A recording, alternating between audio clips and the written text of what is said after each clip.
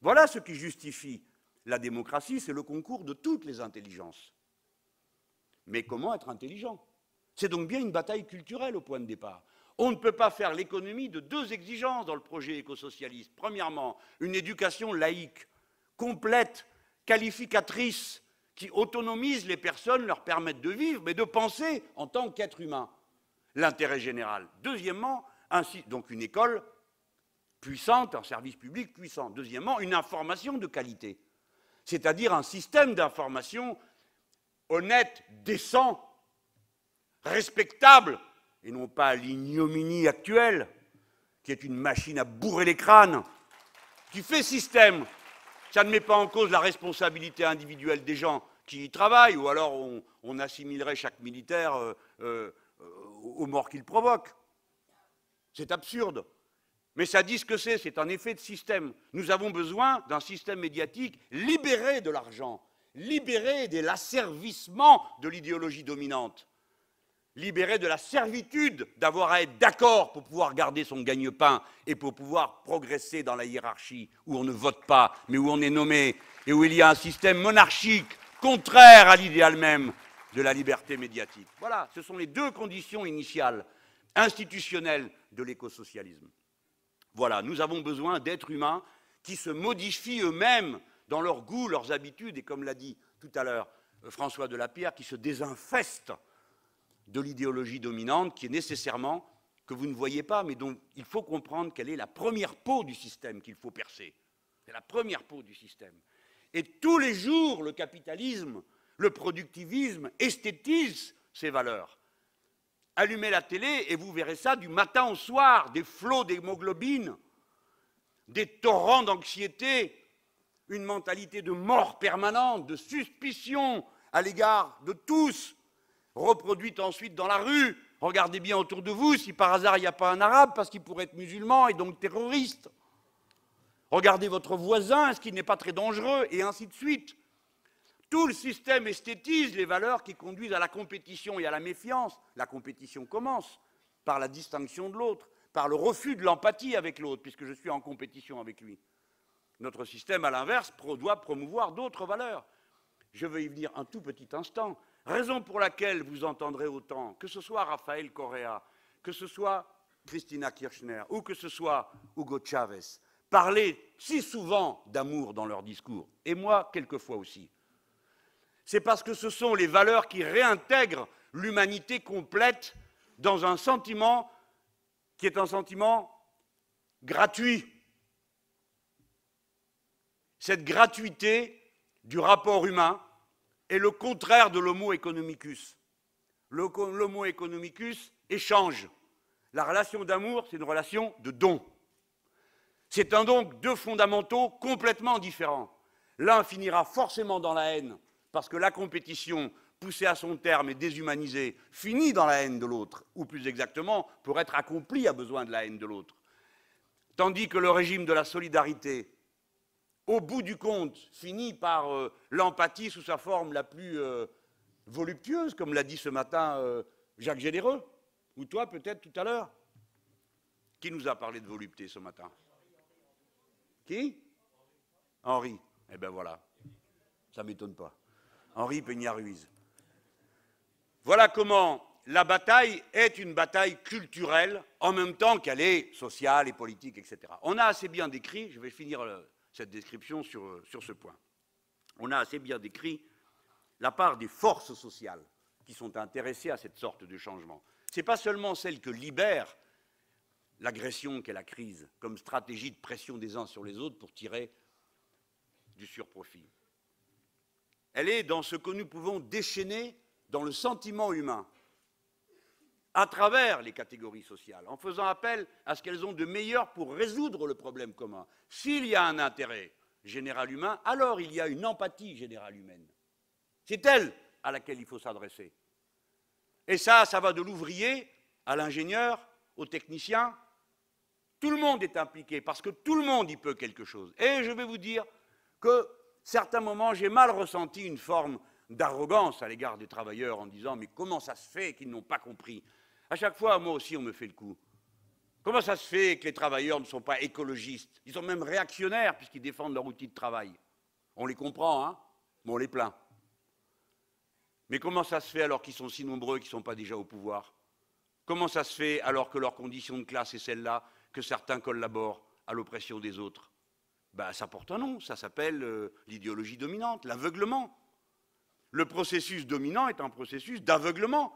Pourquoi vous continuez à croire métaphysiquement qu'il y a une classe qui est investie comme ça du salut universel et en qui la lumière germe comme le germe sur la patate? Bien sûr que non. C'est une construction humaine, il est donc normal. Ce qui est spectaculaire, c'est que dans une crise d'une telle violence, tant de travailleurs, tant de syndicats joignent à la revendication sociale la compréhension de son insertion dans une exigence écologiste. Voilà ce qui est surprenant, qui est émerveillant, ce qui est magnifique, c'est qu'il y ait les travailleurs de Fralib, c'est qu'il y ait les travailleurs de Florange, c'est qu'il y ait les travailleurs de Petroplus, même dans une raffinerie, ils avaient des idées écolos. Vous voyez? Pourquoi? Ben parce que ce sont des êtres humains et qui sont les premiers exposés aux conséquences des maltraitances écologiques et qu'ils en ont conscience. Parce que tant qu'on leur a dit ce qu'on leur avait dit sur le développement spontané, dynamisant de la société par produire, produire et produire davantage, ils ne regardaient pas le mineur, le tapis roulant qui amenait le charbon qui sortait du front de taille, autrement que pour la poussière qui se répandait dans ses poumons. Il avait entendu parler de la silicose, il connaissait cette maladie, mais jamais il n'avait pensé que la courroie qui faisait tourner le tapis roulant était en amiante et qu'on la changeait toutes les semaines, et que donc en plus de la silicose, il se faisait amianter. Ce dont on a fait la découverte que c'est l'an dernier. Vous croyez que les travailleurs ne le savent pas? Étant mis en première ligne de la production, et à force d'en entendre parler, qu'ils ne savent pas qu'il y a un problème, que chaque acte productif pose un problème à l'écosystème et que donc il faut avoir un comportement responsable. C'est donc des travailleurs et des salariés que vient la première force sociale écologique, et pas seulement de la classe moyenne supérieure qui préférerait qu'après la pluie, son gazon reste vert et ne devienne pas bizarrement blanc. Il faut aller à ma conclusion.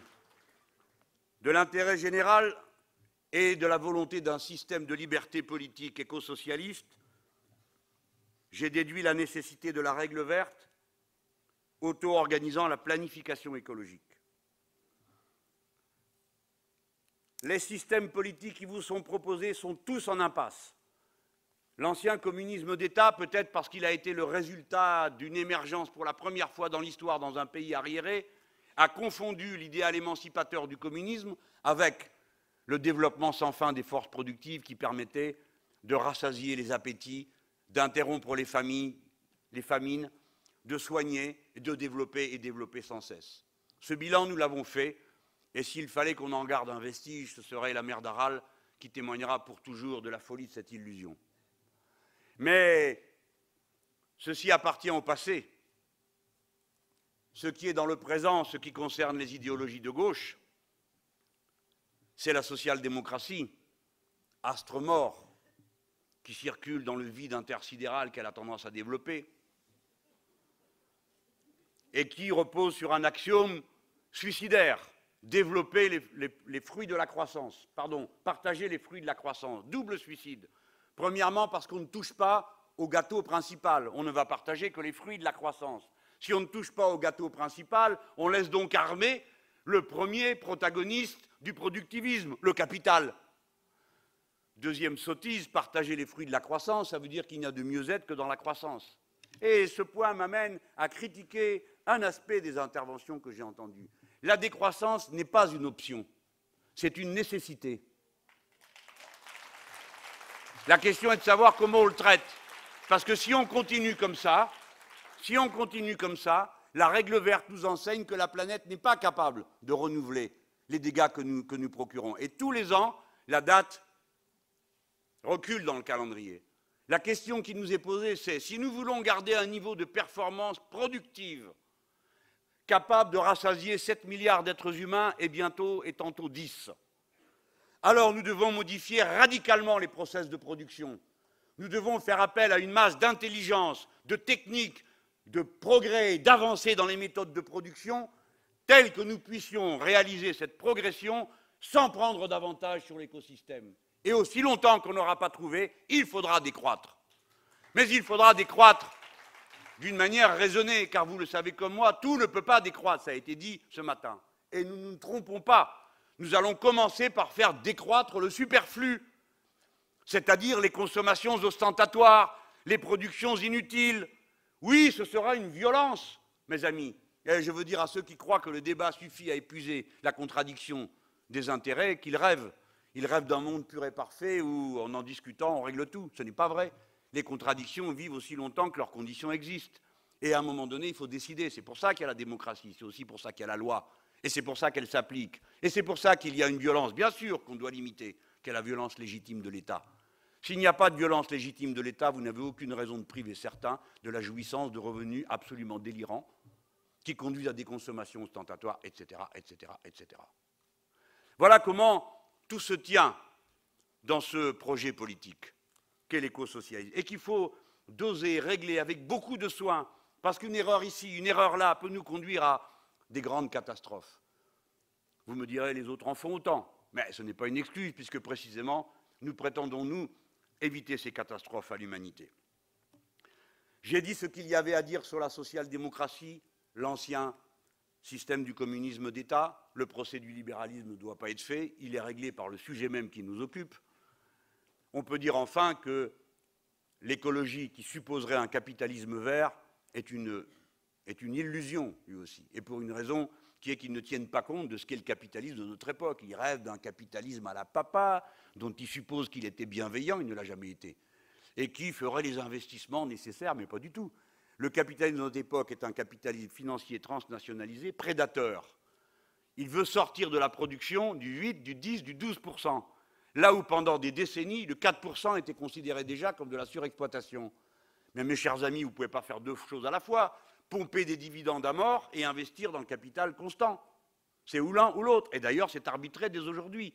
La masse de ce qui est distribué en dividendes est supérieure à la masse de ce qui est mis en investissement dans ce pays.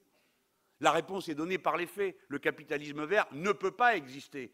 D'abord parce que le capitalisme fonctionne sur la rareté et la frustration idéologique, consumériste, et sur la rareté organisée par le dépouillement de ceux qui ne peuvent pas accéder aux biens. Voilà une illusion. De la même manière que l'écologie morale n'a aucune espèce d'avenir.